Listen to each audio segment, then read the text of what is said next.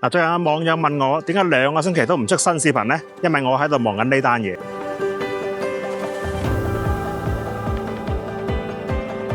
就係解呢台阿斯頓馬丁嘅神車瓦哈納嘅活動啦。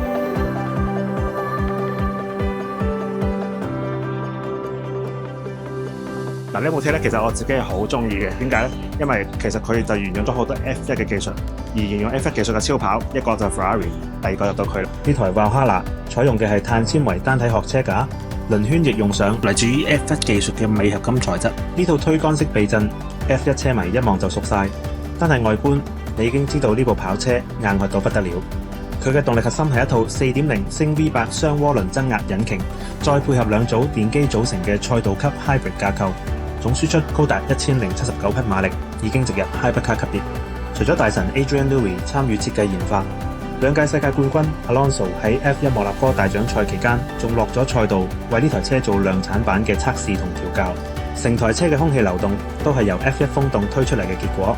車身每一條紋路、每一個開口，既有視覺衝擊力，又為下壓力同穩定性服務。佢嘅主動空氣動力學設計同 Valkyrie 係同源嘅，高速時主動前翼同尾翼角度會自動調節，有啲似 F1 賽車嘅 DRS 原理。